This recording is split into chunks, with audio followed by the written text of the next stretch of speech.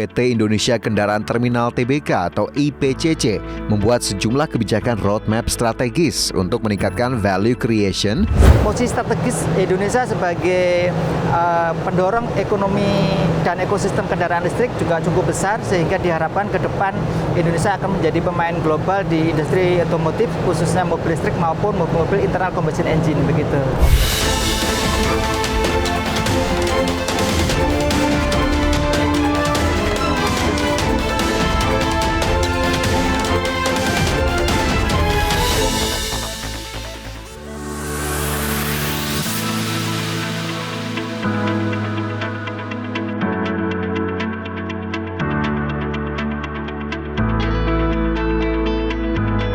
Halo pemirsa IDX Channel, kembali berjumpa bersama saya Fajar Wayong. Dan kali ini pemirsa, saya tidak ada di dalam ruangan begitu ya. Anda juga bisa melihat begitu ya. Kenapa kemudian banyak mobil, ada kapal di belakang saya? Ya karena kali ini saya berada di kawasan ataupun area dari PT Indonesia Kendaraan Terminal Tbk Branch Jakarta. Nah tentunya Anda penasaran begitu ya, apa yang kemudian akan saya hadirkan di hari ini? Tentunya sekitar rencana, kemudian juga inovasi dan juga agenda ekspansi dari PT Indonesia Kendaraan Terminal Tbk ataupun IPCC.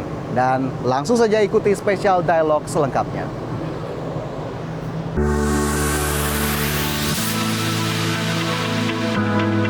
Menyongsong tahun 2025, PT Indonesia Kendaraan Terminal Tbk atau IPCC membuat sejumlah kebijakan roadmap strategis untuk meningkatkan value creation, seperti menambah market share, memperbesar peran pada sektor ekosistem logistik kendaraan, serta memperkuat sistem informasi teknologi dengan penerapan Single Terminal Operating System. Selain itu, pihak manajemen juga akan melakukan sejumlah terobosan, di antaranya menangani cargo dooring secara menyeluruh, memperluas layanan PDC, memperluas bisnis pada transportasi darat, dan melakukan ekspansi terminal kendaraan di wilayah kerja Pelindo di seluruh Indonesia, khususnya di Indonesia bagian timur, sekaligus melakukan standarisasi digital di wilayah kerja IPCC. Lantas, seperti apa potensi bisnis infrastruktur logistik kepelabuhanan di Indonesia? Simak perbincangan spesial saya bersama dengan Direktur Utama PT Indonesia Kendaraan Terminal Tbk, Sugeng Mulyadi. Ya pemirsa, kembali bersama kami dalam spesial dialog IDX Channel, dan tentunya kali ini saya tidak sendiri, sudah bersama dengan Bapak Sugeng Mulyadi, Direktur Utama PT Indonesia Kendaraan Terminal Tbk atau IPCC. Pak Sugeng, terima kasih banyak sudah memberikan waktu hari ini. Ya, ini sepertinya kita pemirsa juga bisa melihat ya Pak ya, kita sedang berada di mana, dan sepertinya ini menggambarkan bagaimana kemudian IPCC bergerak di industri kepelabuhanan. Tapi sebelum kita menggali lebih jauh terkait dengan bagaimana sepak terjang dari IPCC dan juga Bapak tentunya di industri ini, pertanyaan pertama yang tentunya ingin saya dan pemirsa ketahui adalah, boleh nggak sih Pak diceritakan bagaimana awal mula Bapak masuk ke IPCC? Ya, IPCC adalah bagian daripada Pelindo Group, dan hampir semua pegawai IPCC adalah pegawai Pelindo Group. Jadi saya bergabung di Pelindo itu tahun 1997, sudah cukup lama. Kemudian untuk di IPCC sendiri saya di 2017 sebagai manajer keuangan, kemudian direktur keuangan di tahun 2018, dan sebagai direktur utama per April 2023 kemarin. Oke, gitu Mas Fajar. Baik, jadi memang sudah berkiprah sebetulnya di Pelindo begitu ya, sehingga akhirnya ditugaskan di IPCC. Nah, kalau kita berbicara soal IPCC sendiri dengan kondisi saat ini, kita tahu ya Pak ya, di tahun ini sepertinya tidak begitu mudah, kondisi geopolitik global begitu ya, dinamika ekonomi di berbagai negara yang memang terus bergerak. Nah, ini bagaimana kemudian IPCC melihat situasi ini? Nah, kalau kita lihat dari sisi otomotif itu memang ada dua area. Yang pertama domestik, yang kedua area internasional atau ekspor impor. Nah, untuk di domestik memang sementara ini masih dalam market consolidation, mengalami penurunan menurut data Gaikindo itu 10%. Nah, kalau kita lihat dari sisi internasional, ekspor impor itu justru meningkat cukup tajam, Mas. Karena ekspor di beberapa negara tujuan juga mengalami peningkatan, hampir sekitar 8% untuk ekspornya. Dan importnya tahu sendiri sekarang banyak mobil listrik dari China, kemudian dari Vietnam. Itu sekarang importnya hampir 85% kenaikannya dari tahun lalu. Jadi kalau kita lihat posisi strategis Indonesia sebagai pendorong ekonomi dan ekosistem kendaraan listrik juga cukup besar, sehingga diharapkan ke depan Indonesia akan menjadi pemain global di industri otomotif, khususnya mobil listrik maupun mobil-mobil internal combustion engine begitu. Oke, pemain global begitu ya di industri otomotif. Tapi dengan kondisi sekarang, akhirnya apa yang menjadi strategi dari PCC untuk bisa bertahan di tengah terjangan situasi saat ini? Nah, kalau kami sendiri sebagai perusahaan terbuka mempunyai visi sebagai pemimpin ekosistem logistik kendaraan terintegrasi.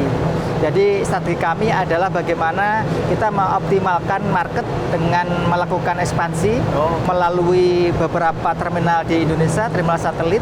Kemudian kita juga berkolaborasi dengan automaker untuk meningkatkan ekspor di negara-negara tujuan.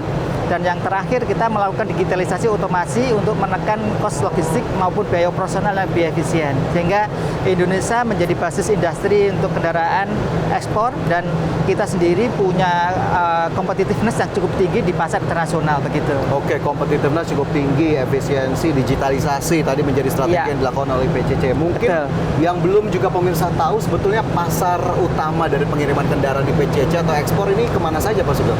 Nah, kalau dari sisi area itu sebetulnya ada 3 benua ya.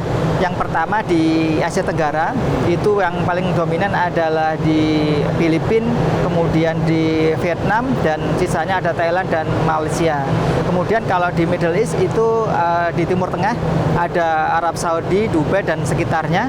Kemudian di Amerika Latin itu ada Meksiko, Peru dan Chili, dan mereka juga pertumbuhan di sisi kendaraannya cukup tinggi begitu. Oke, berarti pabrikan otomotif Indonesia ini produk-produknya sudah mengglobal hampir ya Pak ya? 93 negara. 93 negara. Iya. Kalau sebaliknya Pak, IPCC kan juga melayani penerimaan kendaraan gitu Impor, ya, atau impor ya. Ini dari mana saja tuh Pak? Impor yang paling besar dari Thailand. Thailand. Karena Thailand itu kan basis industrinya untuk mobil-mobil Jepang khususnya ya. Nah, itu ada beberapa merek-merek yang buatan Jepang ya, seperti Toyota, Daihatsu, kemudian merek-merek lain. Namun kalau kita lihat sekarang ada mobil listrik, impornya kebanyakan itu dari China. Jadi ada merek-merek yang mungkin ngetren di market ya Mas Fajar ya. Ada VinFast yang dari Vietnam, kemudian ada BYD, ada Chery dan lain-lain. Yang paling besar memang masih sementara dari BYD. Oke, dari situ jadi ada EV-nya juga ini sudah semakin ramai begitu ya. Nah, ini menjadi salah satu kalau kita bilang ya, EV ramai, minatnya tinggi di Indonesia.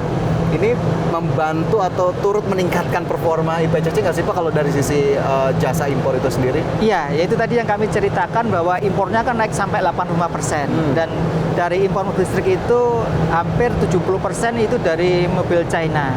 Dan kalau kita lihat dulunya itu kan mobilnya impor kebanyakan dari Vietnam. Otomatis secara jumlah itu juga membawa pengaruh dari sisi pendapatan cukup signifikan ya. Kalau kita lihat dari sisi performance semester 1 pendapatan kami meningkat hampir 15,3%. Wow. Iya. Oke, jadi turut menjadi motor kinerja dari IPCC. Nah, ini berarti terus dioptimalkan begitu ya peluang-peluang yang ada ya. Bagaimana kemudian ini bisa menjadi salah satu pendorong kinerja. Kalau kita berbicara tantangannya kan tadi cukup banyak, strateginya juga tadi sudah cukup dijelaskan begitu ya. Tapi kalau dari sisi ekosistem industrinya sendiri nih Pak Sugeng, apa yang menjadi tantangan utama sebetulnya?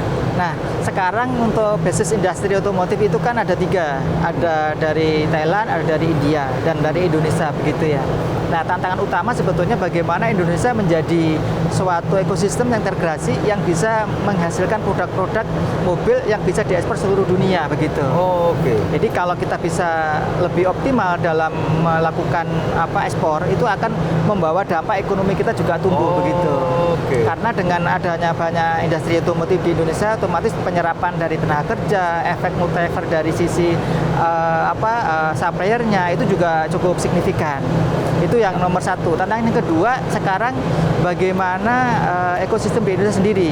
Jadi di Indonesia sendiri ini kan terkait dengan ekosistem yang terintegrasi dengan mobil listrik kan masih dalam proses ya. Betul. Artinya belum terbentuk kayak di China begitu. Nah, ini juga menjadi tantangan pemerintah, bagaimana pemerintah memberikan relaksasi terhadap insentifnya, market edukasi terhadap eco green yang zero neutral karbon seperti itu. Nah, kalau itu bisa dilakukan secara terintegrasi dari pemerintah, swasta, dan pelaku industri, itu akan menghasilkan suatu efisiensi dari sisi produksi dan bisa menjadi Indonesia untuk basis industri otomotif dari pasar global. Oke, jadi daya saingnya perlu kemudian ditingkatkan kembali. Jadi upaya-upaya terintegrasinya harus terus dilakukan begitu ya. Betul. Sehingga nanti IPCC sebagai penyedia jasanya begitu ya, ini juga bisa menciptakan multiplier effect tersendiri begitu ya dari industri otomotif yang memang terus dikembangkan. Baik, Pak Sugeng, ini sepertinya semakin menarik pembicaraan kita, tapi boleh nggak ya Pak ajak saya nih Pak untuk melihat-lihat lagi di IPCC seperti apa? Oke, Mas Fajar, silakan dengan senang hati. Ya.